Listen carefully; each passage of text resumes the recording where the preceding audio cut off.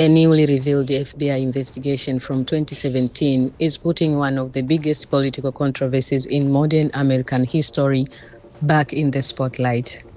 The Trump administration now says more documents will be declassified, reopening a debate that many Americans thought was long settled. Back in May 2017, after President Donald Trump fired then FBI Director James Comey, the FBI secretly launched a counterintelligence investigation into whether Trump had acted on behalf of Russia, according to newly released internal memos.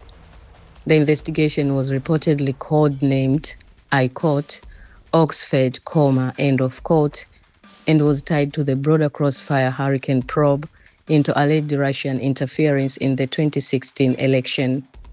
The newly disclosed documents show investigators wanted to determine whether Trump's decision to remove Comey raised national security concerns or suggested he was knowingly or unknowingly working in Russia's interest.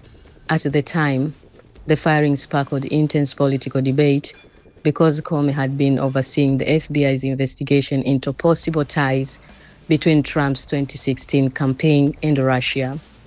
According to the documents, the FBI's investigation continued until April 2019. It ultimately ended without criminal charges against President Trump, matching Special Counsel Robert Mueller's conclusion that his investigation did not establish a criminal conspiracy between the Trump campaign and Russia, although it documented numerous contacts between campaign associates and Russian-linked individuals.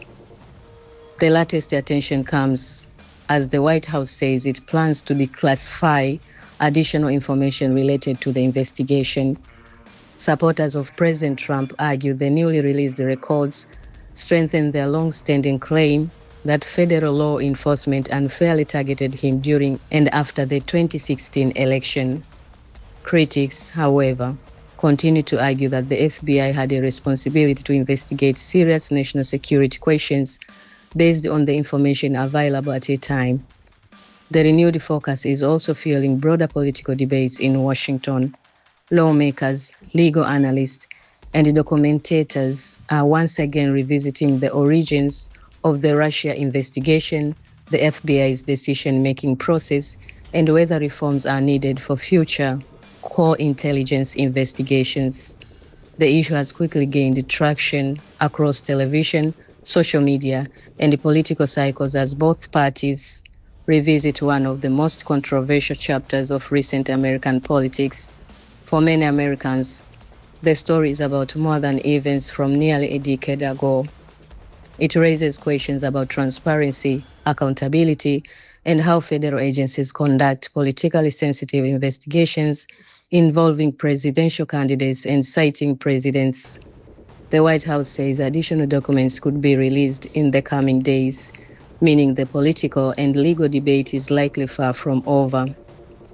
Both supporters and critics of President Trump will be watching closely to see whether the new records provide fresh evidence or simply reignite an already heated national discussion. This story is still developing and will continue following the latest updates. What do you think about this issue? Share your thoughts in the comments and subscribe to Morning America for more news and analysis.